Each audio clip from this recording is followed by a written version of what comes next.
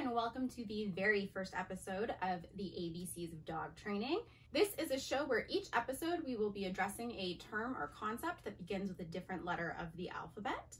For the first episode, we are of course starting with the letter A, which stands for alone time.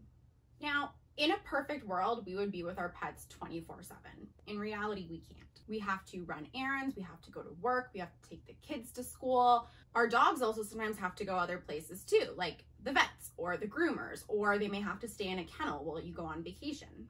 When you have a new puppy or a new rescue dog, it can be tempting to stay with them all the time to get to know them, but it is important to start to practice alone time fairly early on so that your dog is prepared for that when you go into situations where you can't be with them. Many people work a job where they leave the house for regular hours, that alone time is automatically built into their schedule, but this isn't the case for everyone. Some people are retired, some people may work from home, some people may be stay-at-home parents. For me, I bring my dogs to work with me, so when I leave the house for work, so do they.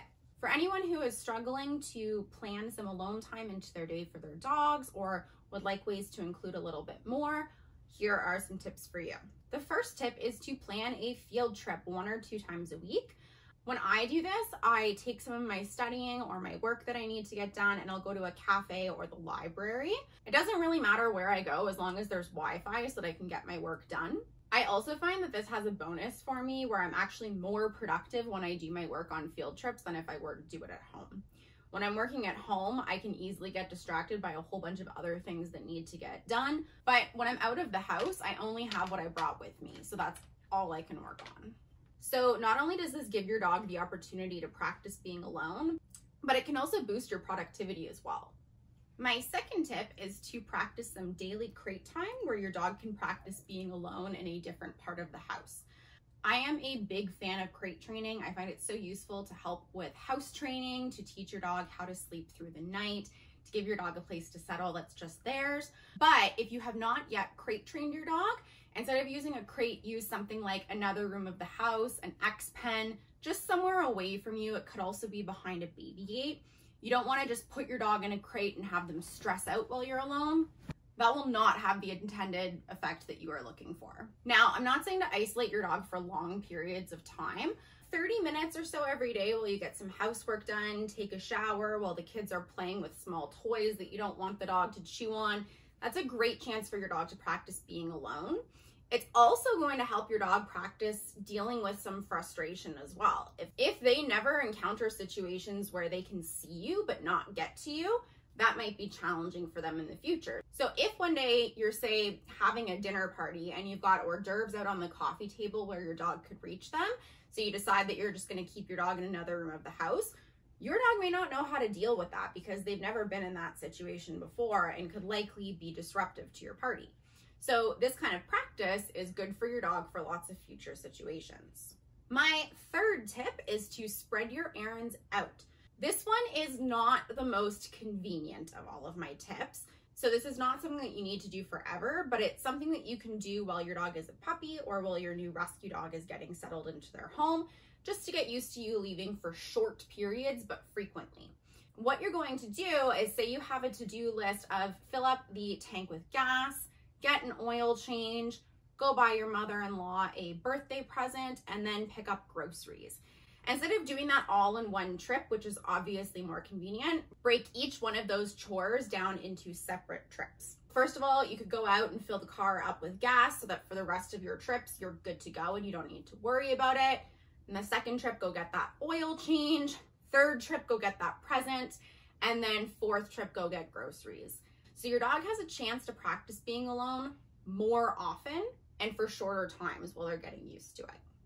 All right, so in a minute, I'm going to get into a couple of troubleshooting ideas. However, I do just want to stop here to quickly mention that these tips that I'm giving you are more for prevention of separation anxiety. They are not for the treatment of separation anxiety. What I mean is that if your dog is already experiencing separation anxiety, this video will not be helpful for that. What you need to do is seek help from a behavior consultant.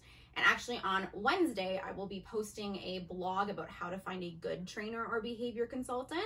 Once that is up, I will link it down below in the description of this video. In the meantime, I will just link the website to my blog so that you can subscribe to it. And then the post will go right to your inbox when it goes live. It is very important to remember that prevention and treatment are very different. Prevention is something that we do before an issue arises to prevent an issue from happening. What these tips are doing is helping your dog get used to you not always being around. Whereas if you weren't putting an effort into doing this with a new dog or puppy, they may get used to the fact that you are just always there and then develop separation anxiety as a result. If your dog has already developed separation anxiety, it's too late for prevention, so you need to work now on treatment, which can be a little bit more complicated. And in that case, you definitely want to seek help from a professional who can help you work through it. All right, now on to the troubleshooting tips. One thing that can start to happen is your dog starts to pick up on your routine for getting ready to leave. Depending on how long you take to get ready, they could be getting stressed out for 15 minutes, half an hour, maybe more. Then by the time you actually do leave, they are already really stressed out, so it's harder to cope with you leaving. What you can do to prevent that is to do parts of your getting ready routine and then don't leave. That might mean doing your hair and makeup, or putting on your coat and your boots, or it could mean picking up your purse and grabbing your keys. It might mean making a tea or a coffee in a travel mug. Practice doing some of those things, but then instead of leaving, just go and do something else. That could be sitting down on the couch to read a book or watch TV. It could be going to get some housework done. It could be that you even do some training with your dog or playing with your dog.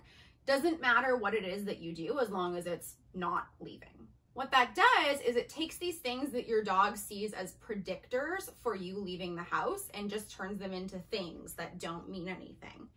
What are you doing? Another thing that can happen is that watching you leave is what makes your dog upset, but then once you're gone, they start to settle down. So it's not actually the alone time that's upsetting, it's the part where they watch you exit the house. So they'll cry for a couple of minutes and then settle down. This is not true separation anxiety. If your dog truly had separation anxiety, they would not be able to cope with any of the time that you're gone.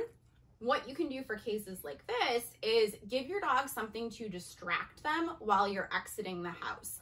My cat Mortimer, when he came home, he would scream when I left for work. What I started to do was give him a food puzzle while I was going out through the door. So he would work on that food puzzle while I was leaving the house, and then by the time he was done the food puzzle, I was gone. So the distressing part of having to deal with my leaving, he didn't notice it happening. And after that, he was fine. I still include food puzzles as part of his daily routine because they provide him with mental stimulation and enrichment. However, he doesn't need them for me to exit the house anymore. The last little troubleshooting tip is to try not to make a big deal about your coming and going from the house. So a lot of people, because we love our dogs so much, they'll make a big deal when they're leaving and tell their dog how much they love them, give them lots of hugs and kisses.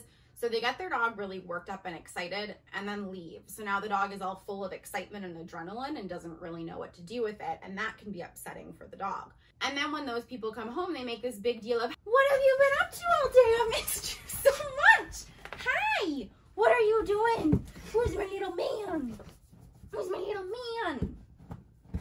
So now your arrival back home is really exciting and your dog spends all day waiting for it to happen. Instead, you can just calmly exit the house and then calmly come back in. And Troy's like, what are we doing? We're ready to go do something. This is exciting. Spice is kind of concerned. She's like, what's going on here? So this like state of alertness and excitement, you can see how that would be hard for your dogs to deal with when now you've just left and they're left to deal with their own devices. My suggestion is to try and prevent that from happening in the first place by just exiting the house and then coming back in nice and quietly like it's no big deal. All right, that is everything for the letter A, alone time. Next week, we will be tackling the letter B, and I look forward to seeing you then.